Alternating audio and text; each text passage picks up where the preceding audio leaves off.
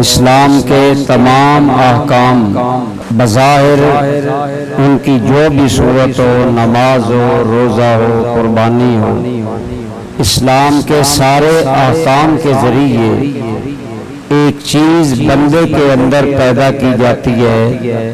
آپ دیکھیں قربانی ہے، قربانی آدمی مال سے خریدتا ہے، اور مال سے آدمی کو محبت ہوتی ہے کہ نہیں؟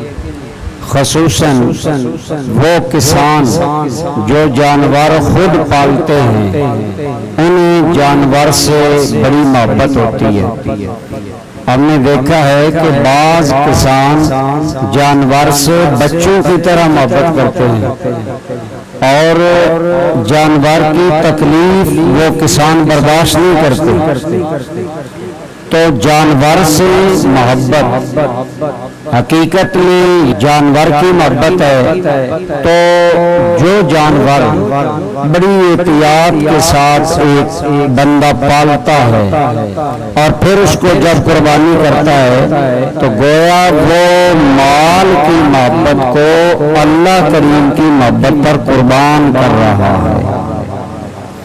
تو یہ قربانی کے ذریعے اہل ایمان کے اندر یہ جذبہ پیدا کیا جاتا ہے کہ اپنے اندر وہ یہ جذبہ پیدا کرے کہ اپنے خالق و مالک کی محبت پر ہر پیاری چیز کو قربان کرنے کا جذبہ اس کے دل میں پیدا ہو۔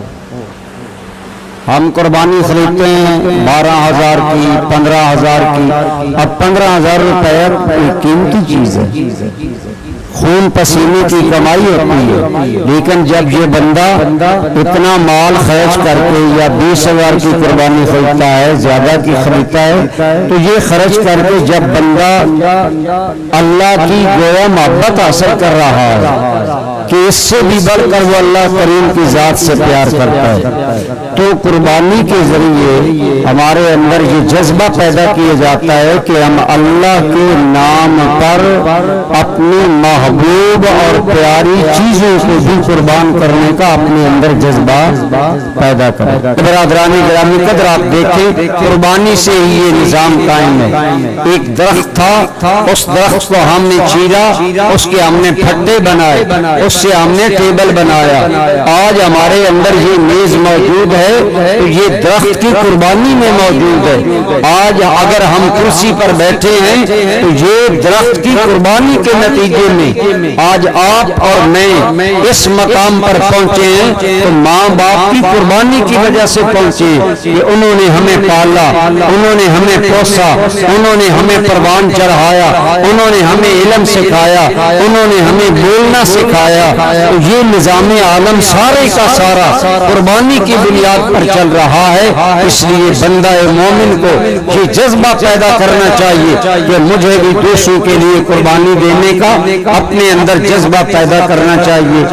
ایک شاعر بڑی حسین بات کرتا ہے، وہ کہتے ہیں کہ اے مسلمان سن، اے مسلمان سن، یہ نقطہ درس قرآنی میں ہے، عزت اسلام و مسلم صرف قربانی